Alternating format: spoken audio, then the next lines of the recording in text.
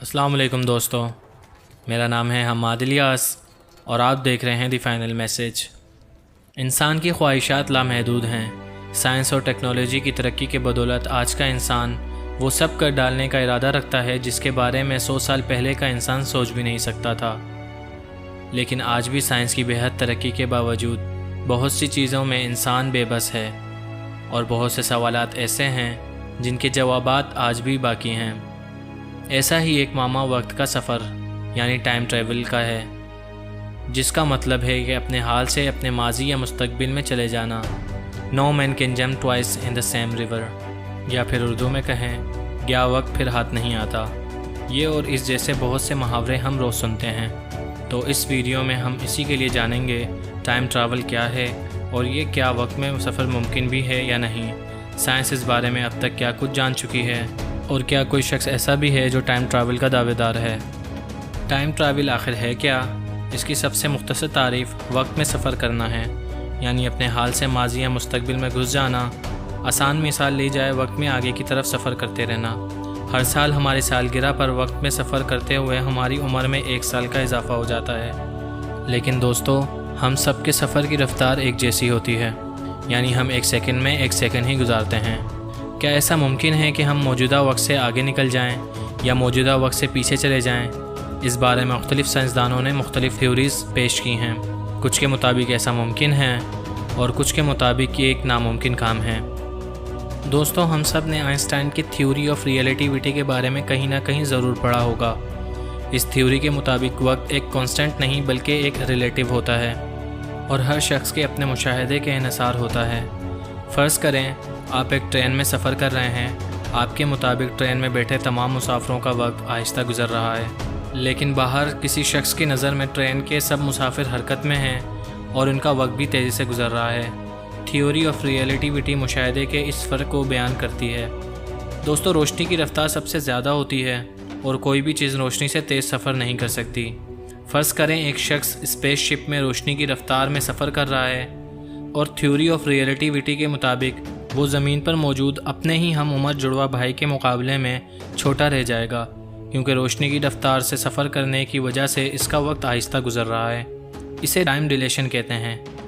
تو دوستو، آئنسٹائن کے مطابق وقت چوتھی ڈائمنشن ہے، جبکہ باقی 3 ڈائمنشنز میں لمبائی، چوڑائی اور اونچائی شامل ہے۔ یہ تینوں ڈائمنشنز ہمیں لوکیشن بتاتی ہے، جبکہ چوتھی ڈائمنشن ہمیں ڈائریکشن بتاتی ہے، جو صرف آگے کی طرف جاتی ہے۔ یعنی وقت ہمیشہ آگے چلتا ہے اور گزرا ہوا وقت کبھی نہیں آتا۔ دوستو، اس 4 ڈائمنشنل فریم پر جب کوئی چیز رکھی جائے تو یہ اس جگہ سے بینڈ ہو جاتا ہے۔ یہ بینڈنگ گریوٹی یعنی کشش ثقل کو ظاہر کرتی ہے۔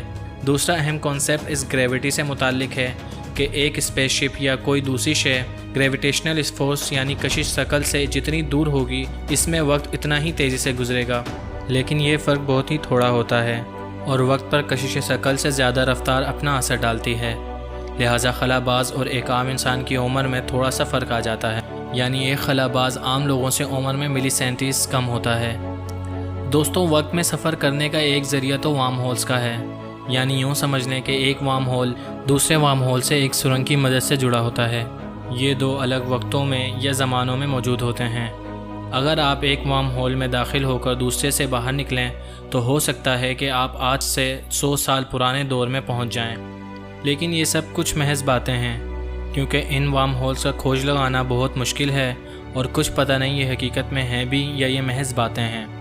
ایک اور طریقہ ایک اسپیس شپ کا ایک بلیک ہول کے گرد چکر کاٹنا ہے۔ بلیک ہولز میں گریوٹی اتنی شدید ہوتی ہے کہ کوئی بھی چیز، حتیٰ کہ روشنی بھی، وقت بھی، اس سے بچ نہیں سکتا۔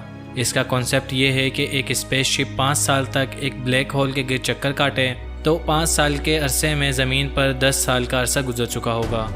دوستو، وقت میں سفر کا سب سے مشہور طریقہ ٹائم مشین کا ہے۔ اس کانسیپٹ کو بہت سی موویز کے اندر بھی دکھایا گیا ہے۔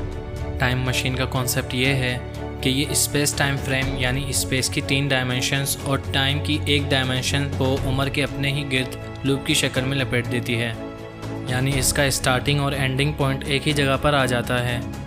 اس کانسیپٹ کو حقیقت میں بدلنے کے لیے ایسا مادہ درکار ہے جس کے خصوصیات عام مادے کے مقابلے میں بالکل الٹ ہوتی ہیں۔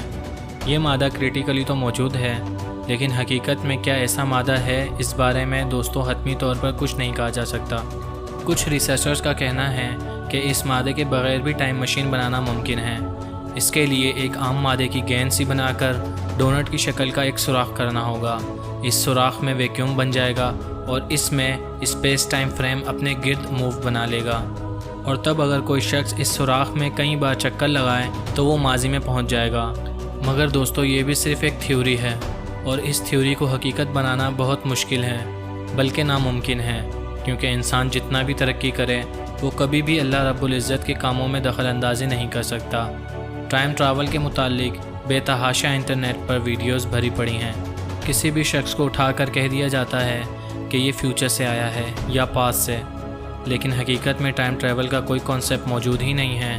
یہ صرف موویز اور کہانیوں میں ہی اچھا لگتا ہے، اس کا حقیقت سے کوئی لینا دینا نہیں ہے۔ باقی آپ اس بارے میں کیا سوچتے ہیں؟ اپنی قیمتی رائے کا اظہار کمنٹ سیکشن میں ضرور کریے گا۔ اگر آپ کو اس ویڈیو سے کچھ نیا جاننے کو ملا تو اس کو لائک کریں اور چینل کو سبسکرائب کر دیں۔ میں ملوں گا ایک نئی اور انٹرسٹنگ ویڈیو میں، تب تک کے لیے اپنا خیال رکھیں۔ Thank you for watching this video. Allah حافظ۔